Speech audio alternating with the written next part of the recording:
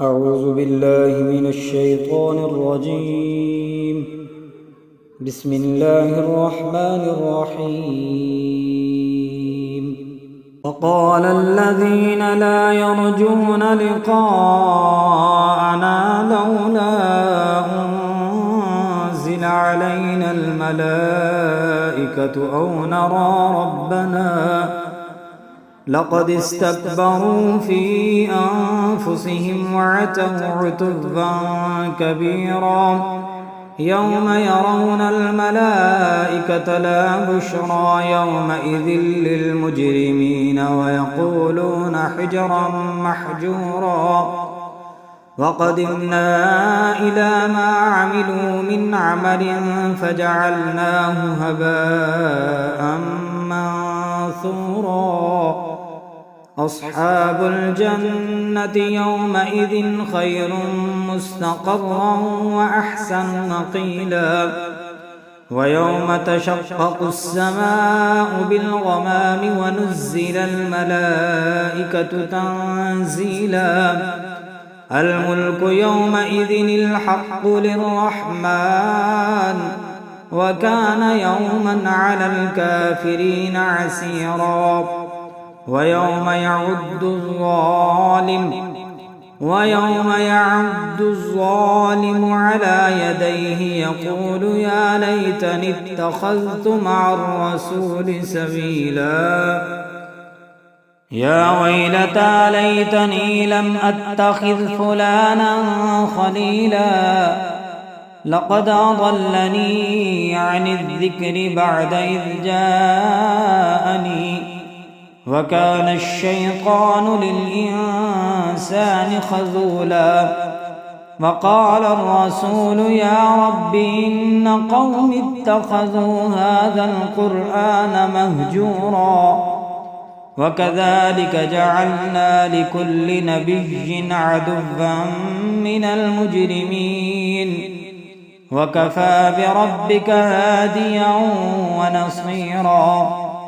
وقال الذين كفروا لولا نزل عليه القرآن جملة واحدة كذلك لنثبت به فؤادك ورتلناه ترتيلا ولا يأتونك بمثل إلا جئناك بالحق وأحسن تفسيرا الذين يحشرون على وجوههم إلى جهنم أولئك شر مكانا وأضل سبيلا ولقد آتينا موسى الكتاب وجعلنا معه أخاه هارون وزيرا فقلنا اذهبا إلى القوم الذين كذبوا بآياتنا فدمرناهم تدميرا وقوم نوح لما كذب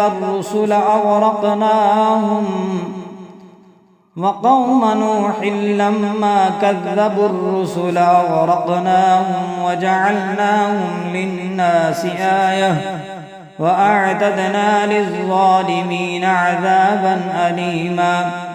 وعادا وثمود وأصحاب الرس وقرونا بين ذلك كثيرا وكلا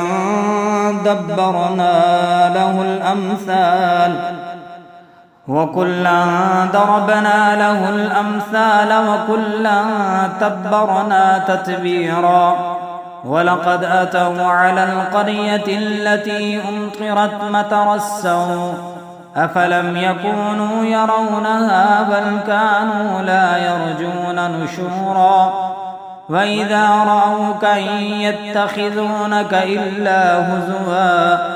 أهذا الذي بعث الله رسولا إن كاد ليدلنا عن آلهتنا لولا أن صبرنا عليها وسوف يعلمون حين يرون العذاب من أضل سبيلا أرأيت من اتخذ إلهه هواه أفأنت تكون عليه وكيلا أم تحسب أن أكثرهم يسمعون أو يعقلون إن هم إلا كالأنعام بل هم أضل سبيلا ألم تر إلى ربك كيف مد الظل ولو شاء لجعله ساكنا ثم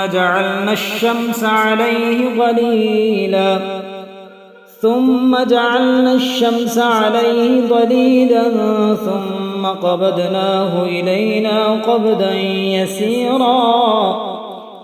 وهو الذي جعل لكم الليل لباسا والنوم سباتا وجعل النهار نشورا وهو الذي أرسل الرياح بشرا بين يدي رحمته وأنزلنا من السماء ماء طهورا لنحيي به بلدة ميتا ونسقيه مما خلقنا أنعاما وأناسيا كثيرا ولقد صرفناه بينهم ليذكروا فأبى أكثر الناس إلا كفورا ولو شئنا لبعثنا في كل قرية نذيرا فلا تطع الكافرين وجاهدهم به جهادا كبيرا وهو الذي مرج البحرين هذا عذب فرات وهذا ملح أجاج وجعل بينهما برزخا وحجرا محجورا وهو الذي خلق من الماء بشرا فجعله نسبا وصهرا وكان ربك قديرا ويعبدون من دون الله ما لا ينفعهم ولا يضرهم وكان الكافر على ربه ظهيرا وما أرسلناك إلا مبشرا ونذيرا قل ما أسألكم عليه من أجر إلا من شاء أن يتخذ إلى ربه سبيلا وتوكل على الحي الذي لا يموت وسبح بحمده وكفى به بذنوب عباده خبيرا الذي خلق السماوات والأرض وما بينهما في 6 أيام ثم استوى على العرش الرحمن فاسأل به خبيرا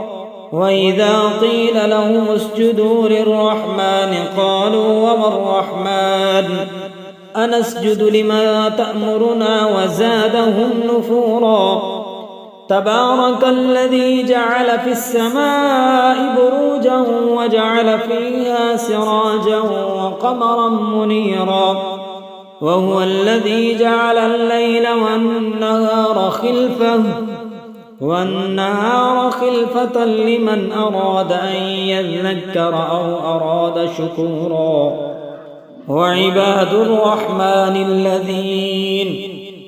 وعباد الرحمن الذين يمشون على الأرض هونا وإذا خاطبهم الجاهلون قالوا سلاما والذين يبيتون لربهم سجدا وقياما والذين يقولون ربنا اصرف عنا عذاب جهنم إن عذابها كان غراما إنها ساءت مستقرا ومقاما والذين إذا أنفقوا لم يسرفوا ولم يقتروا وكان بين ذلك قواما والذين لا يدعون مع الله إلها آخر ولا يقتلون النفس التي حرم الله إلا بالحق ولا يزنون ومن يفعل ذلك يلقى أثاما يضاعف له العذاب يوم القيامة ويخلد فيه مهانا إلا من تاب وآمن وعمل عملا صالحا فأولئك يبدل الله سيئاتهم حسنات وكان الله غفورا رحيما. ومن تاب وعمل صالحا فإنه يتوب إلى الله متابا. والذين لا يشهدون الزور وإذا مروا باللغو مروا كراما. والذين إذا ذكروا بآيات ربهم لم يخروا عليها صما وعميانا. والذين يقولون ربنا هب لنا من أزواجنا وذرياتنا قرة أعين واجعلنا للمتقين إماما. أولئك يجزون الغرفة بما صبروا ويلقون فيها تحية وسلاما خالدين فيها حسنت مستقرا ومقاما. قل ما يعبأ بكم ربي لولا دعاؤكم فقد كذبتم فسوف يكون لزاما. بسم الله الرحمن الرحيم. طاسيم.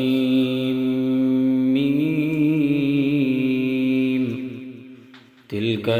آيات الكتاب المبين. لعلك باخع نفسك ألا يكونوا مؤمنين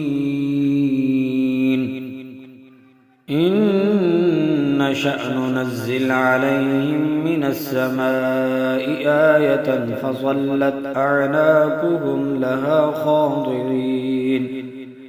وما يأتيهم من ذكر من الرحمن محدث إلا كانوا عنه معرضين. فقد كذبوا فسيأتيهم أنباء ما كانوا به يستهزئون. أولم يروا إلى الأرض كم أنبتنا فيها من كل زوج كريم إن في ذلك لآية وما كان أكثرهم مؤمنين وإن ربك لهو العزيز الرحيم. وإذ نادى ربك موسى أن ائت القوم الظالمين قوم فرعون ألا يتقون. قال رب إني أخاف أن يكذبون ويضيق صدري ولا ينطلق لساني فأرسل إلى هارون ولهم علي ذنب فأخاف أن يقتلون. قال كلا فاذهبا بآياتنا إنا معكم مستمعون. فأتيا فرعون فقولا إنا رسول رب العالمين أن أرسل معنا بني إسرائيل. قال ألم نربك فينا وليدا ولبثت فينا من عمرك سنين وفعلت فعلتك التي فعلت وأنت من الكافرين. قال فعلتها إذا وأنا من الضالين ففررت منكم لما خفتكم فوهب لي ربي حكما وجعلني من المرسلين. وتلك نعمة تمنها علي أن أبدت بني إسرائيل. قال فرعون وما رب العالمين. قال رب السماوات والأرض وما بينهما إن كنتم موقنين. قال لمن حوله ألا تستمعون. قال ربكم ورب آبائكم الأولين قال إن رسولكم الذي أرسل إليكم لمجنون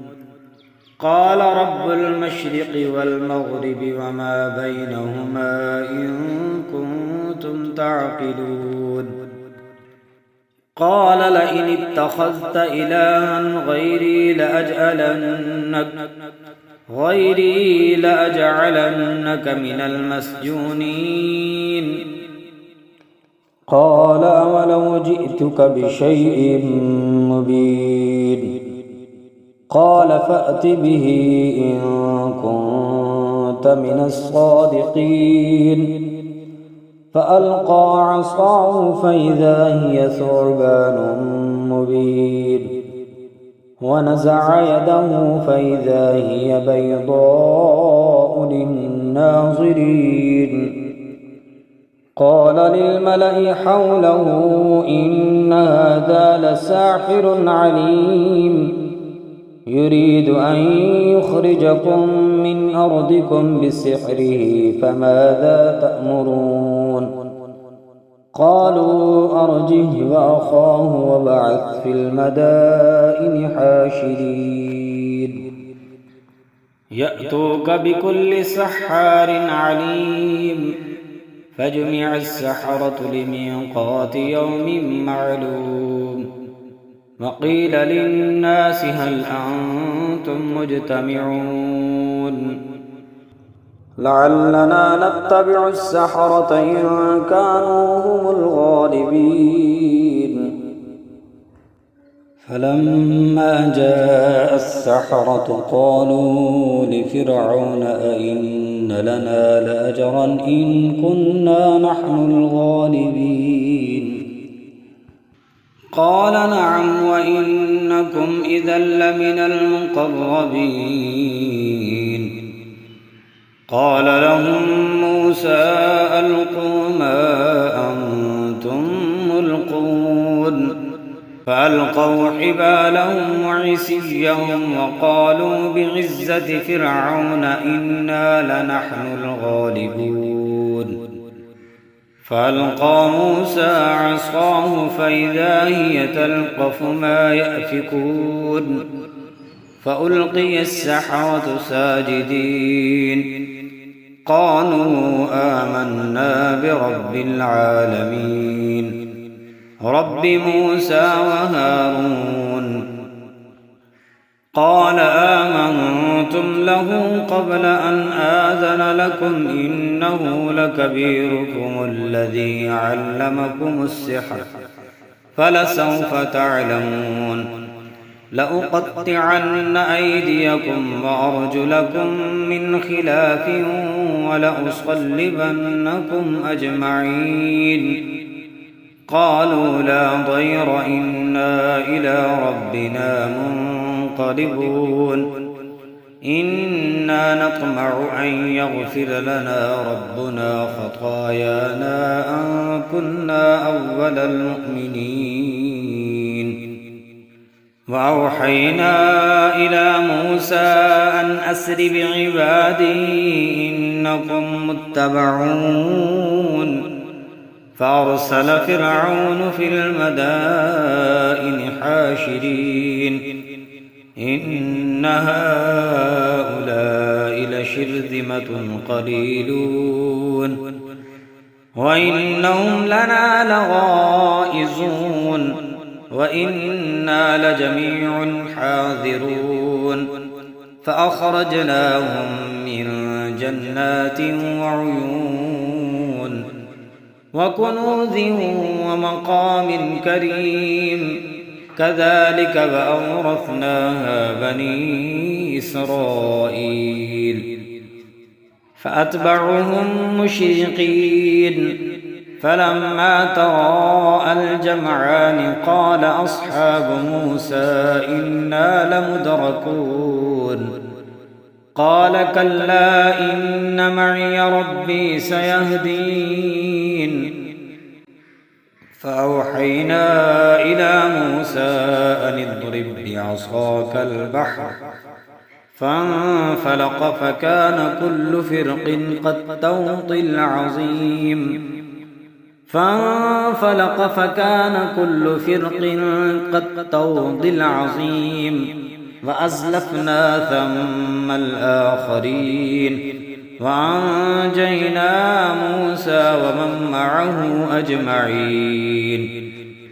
وأزلفنا ثم الآخرين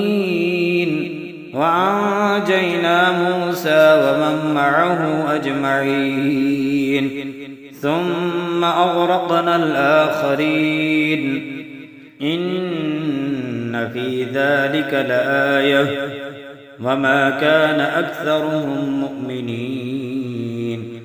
وإن ربك لهو العزيز الرحيم واتل عليهم نبأ إبراهيم إذ قال لأبيه وقومه ما تعبدون قالوا نعبد أصناما فنظل لها عاكفين قال هل يسمعونكم إذ تدعون أو ينفعونكم أو يضرون قالوا بل وجدنا آباءنا كذلك يفعلون قال أفرأيتم ما كنتم تعبدون أنتم وآباؤكم الأقدمون فإنهم عدو لي إلا رب العالمين الذي خلقني فهو يهدين والذي هو يطعمني ويسقين وإذا مرضت فهو يشفين والذي يميتني ثم يحيين والذي أطمع أن يغفر لي خطيئتي يوم الدين رب هب لي حكما وألحقني بالصالحين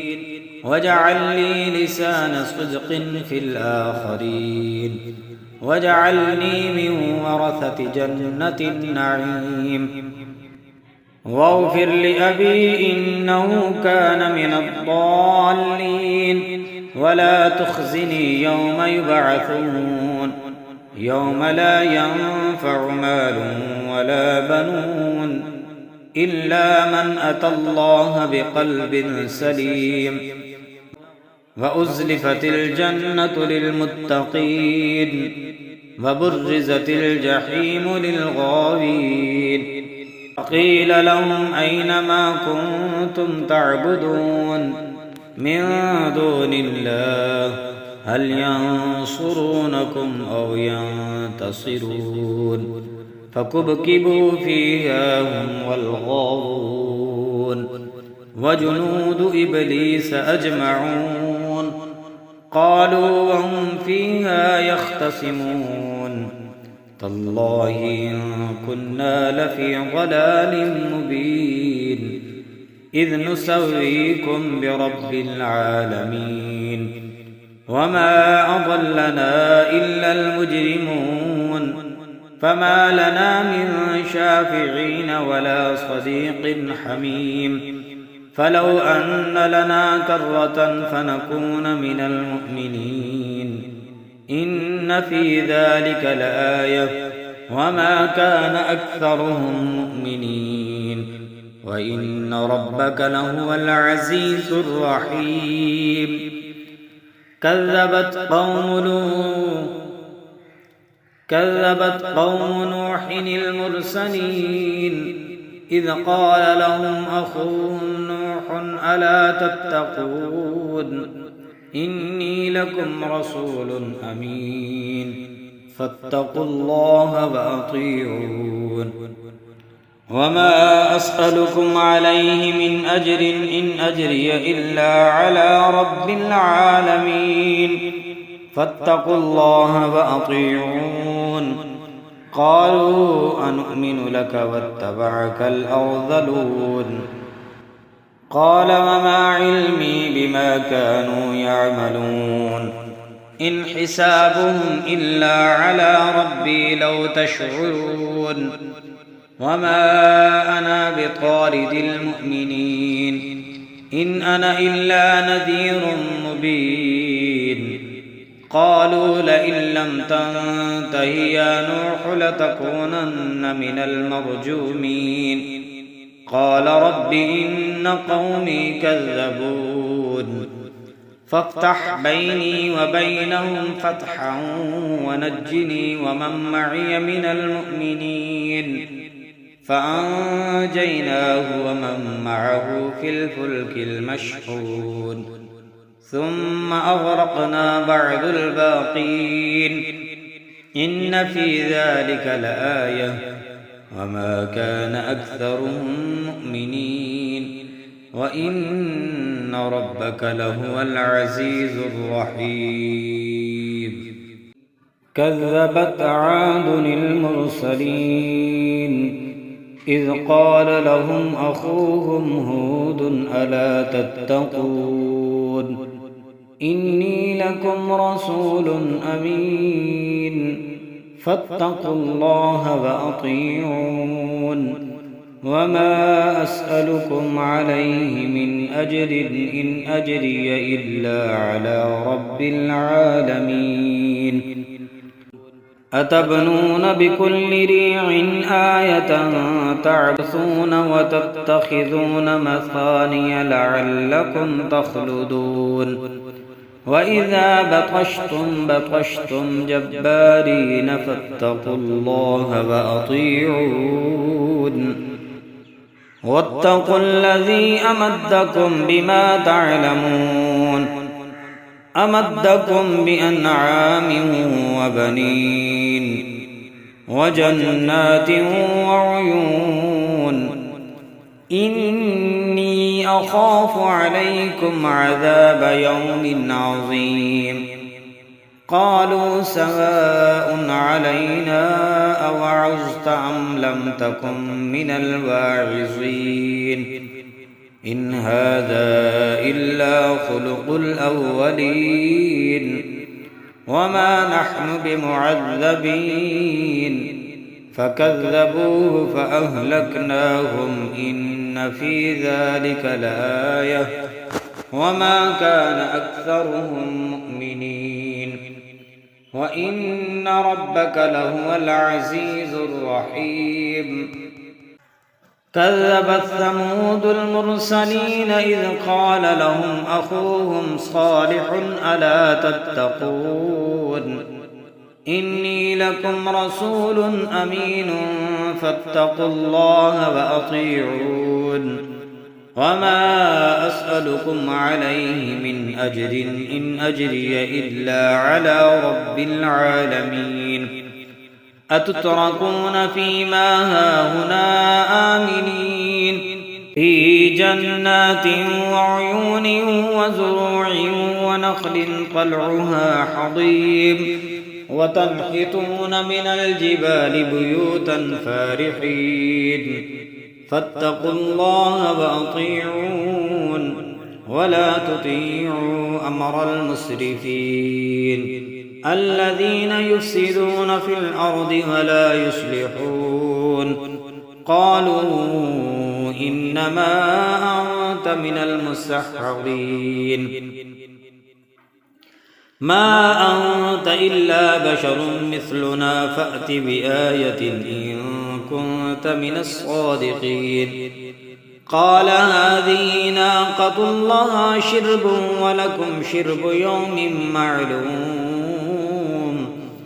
ولا تمسوها بسوء فيأخذكم عذاب يوم عظيم فعقروها فأصبحوا نادمين فأخذهم العذاب إن في ذلك لآية وما كان أكثرهم مؤمنين وإن ربك لهو العزيز الرحيم كذبت قوم لوط المرسلين إذ قال لهم أخوهم لوط ألا تتقون إني لكم رسول أمين فاتقوا الله وأطيعون وما أسألكم عليه من أجر إن أجري إلا على رب العالمين أتأتون الذكران من العالمين وتذرون ما خلق لكم ربكم من أزواجكم بل أنتم قوم عادون قالوا لئن لم تنته يا لوط لتكونن من المخرجين قال إني لعملكم من القالين رب نجني وأهلي مما يعملون فنجيناه وأهله أجمعين إلا عجوزا في الغابرين ثم دمرنا الآخرين وأمطرنا عليهم مطرا فساء مطر المنذرين إن في ذلك لآية وما كان أكثرهم مؤمنين وإن ربك لهو العزيز الرحيم كذب أصحاب الأيكة المرسلين إذ قال لهم شعيب ألا تتقون إني لكم رسول أمين فاتقوا الله وأطيعون وما أسألكم عليه من أجر إن أجري إلا على رب العالمين أوفوا الكيل ولا تكونوا من المخسرين وزنوا بالقسطاس المستقيم ولا تبخسوا الناس أشياءهم ولا تعثوا في الأرض مفسدين واتقوا الذي خلقكم والجبلة الأولين قالوا إنما أنت من المسحرين وما أنت إلا بشر مثلنا وإن نظنك لمن الكاذبين فأسقط علينا كسفا من السماء إن كنت من الصادقين قال ربي أعلم بما تعملون فكذبوه فأخذهم عذاب يوم الظلة إنه كان عذاب يوم عظيم إن في ذلك لآية وما كان أكثرهم مؤمنين وإن ربك لهو العزيز الرحيم وإنه لتنزيل رب العالمين نزل به الروح الأمين على قلبك لتكون من المنذرين بلسان عربي مبين وإنه لفي زبر الأولين أولم يكن لهم آية أن يعلمه علماء بني إسرائيل ولو نزلناه على بعض الأعجمين فقرأه عليهم ما كانوا به مؤمنين كذلك سلكناه في قلوب المجرمين لا يؤمنون به حتى يروا العذاب الأليم فيأتيهم بغتة وهم لا يشعرون فيقولوا هل نحن منظرون أفبعذابنا يستعجلون أفرأيت إن متعناهم سنين ثم جاءهم ما كانوا يوعدون ما أغنى عنهم ما كانوا يمتعون وما أهلكنا من قرية إلا لها منذرون ذكرى وما كنا ظالمين وما تنزلت به الشياطين وما ينبغي لهم وما يستطيعون إنهم عن السمع لمعزولون فلا تدع مع الله إلها آخر فتكون من المعذبين وأنذر عشيرتك الأقربين واخفض جناحك لمن اتبعك من المؤمنين فإن عصوك فقل إني بريء مما تعملون وتوكل على العزيز الرحيم الذي يراك حين تقوم وتقلبك في الساجدين إنه هو السميع العليم هل أنبئكم على من تنزل الشياطين تنزل على كل أفاك أثيم يلقون السمع وأكثرهم كاذبون والشعراء يتبعهم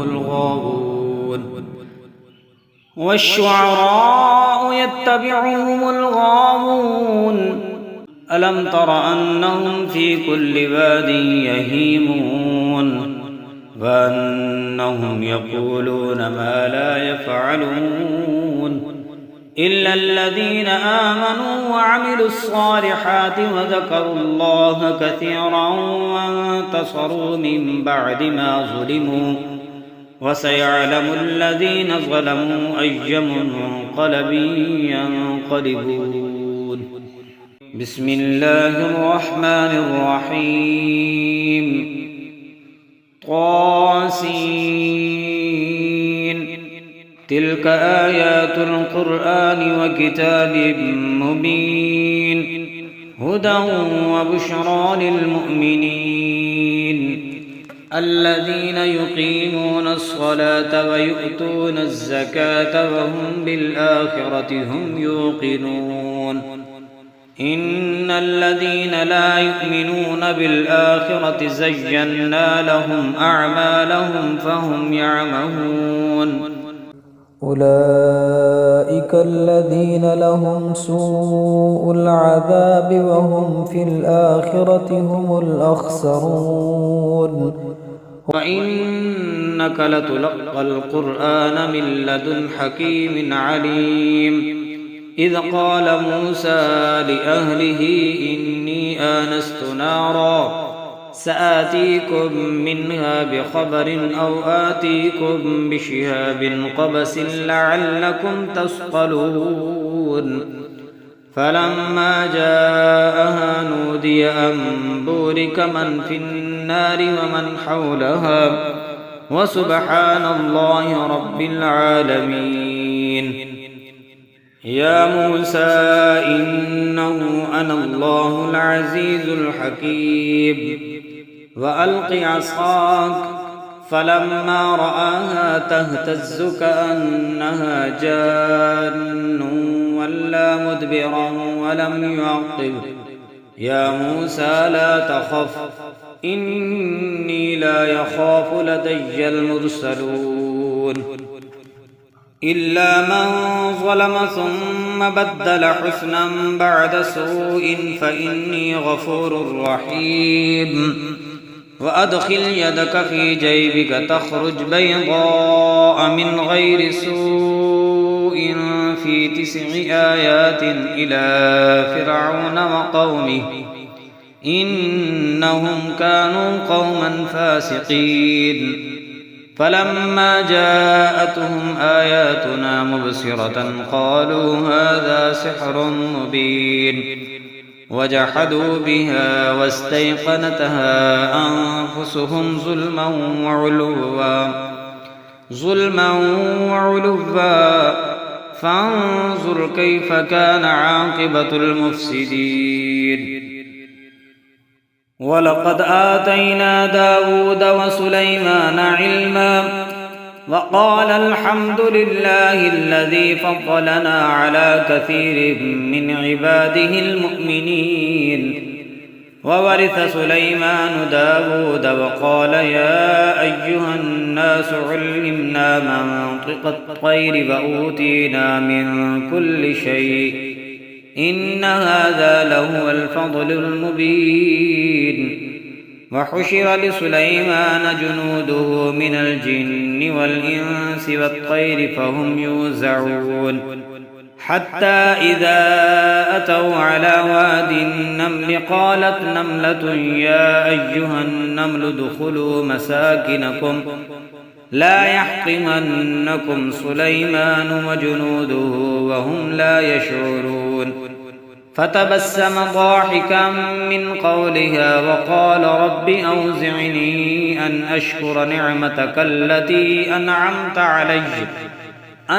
علي وعلى والدي وأن أعمل صالحا ترضاه وأدخلني برحمتك في عبادك الصالحين وتفقد الطير فقال ما لي لا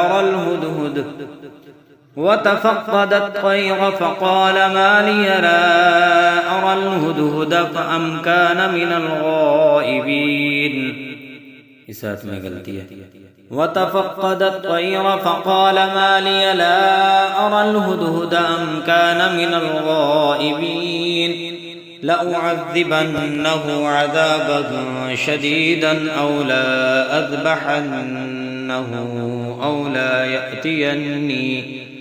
أو ليأتيني بسلطان مبين فمكث غير بعيد فقال أحط بما لم تحط به وجئتك من سبأ بنبأ يقين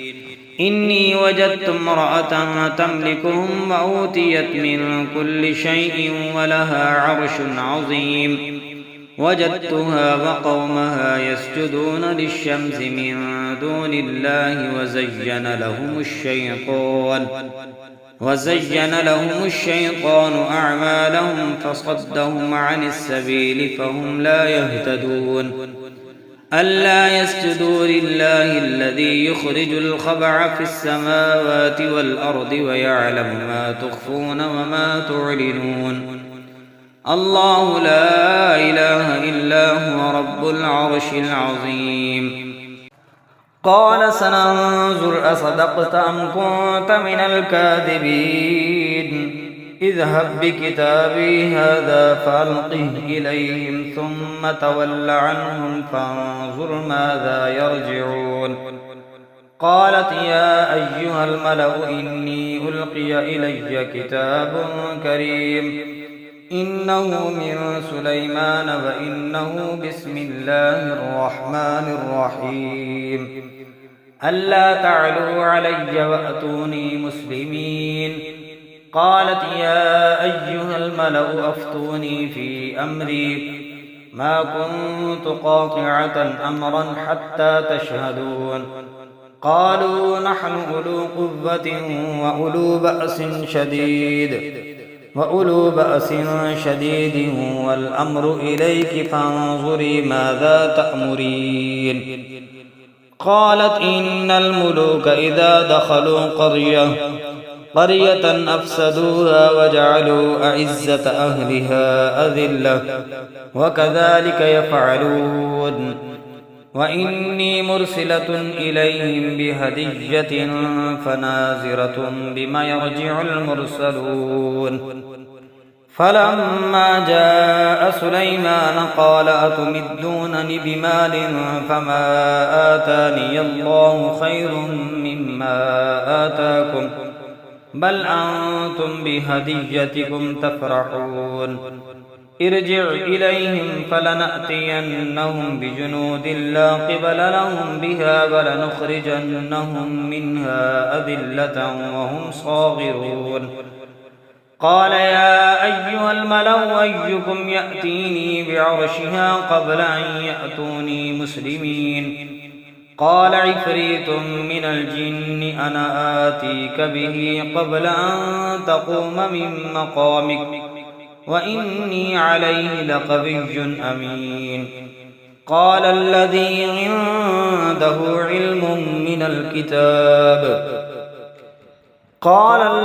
عنده علم من الكتاب أنا آتيك به قبل أن يرتد إليك طرفك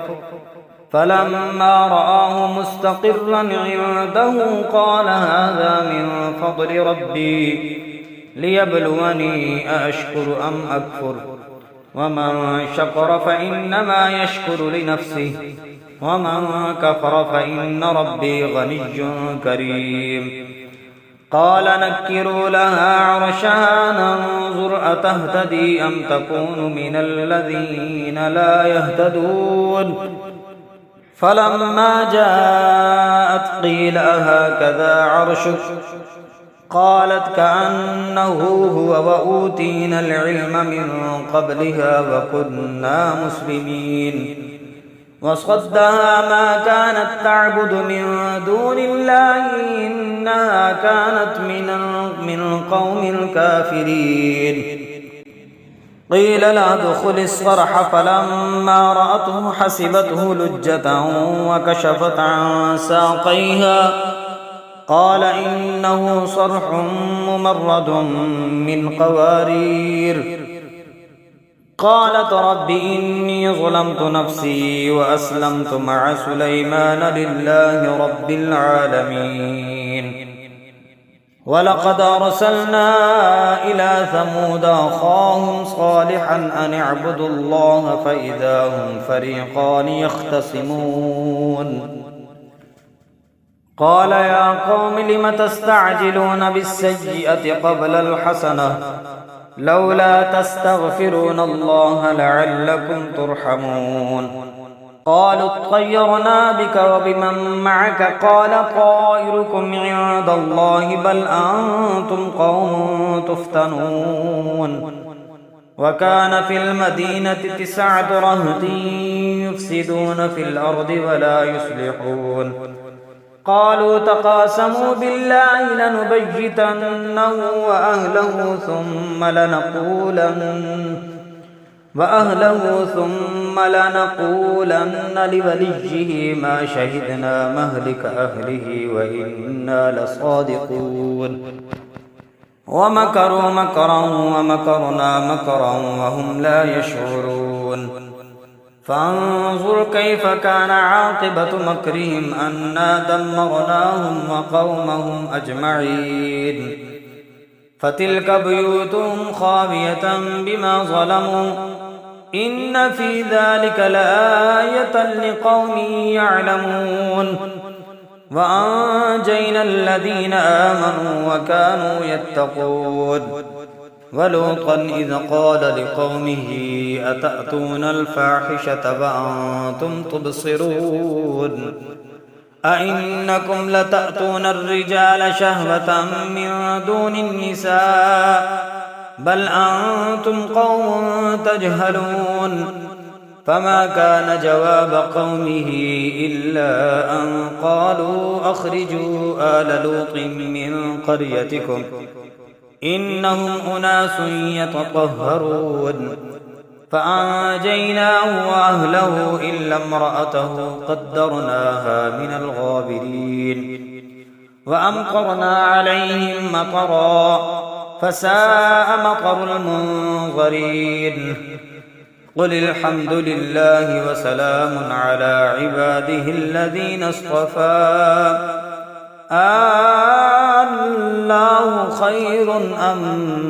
ما يشركون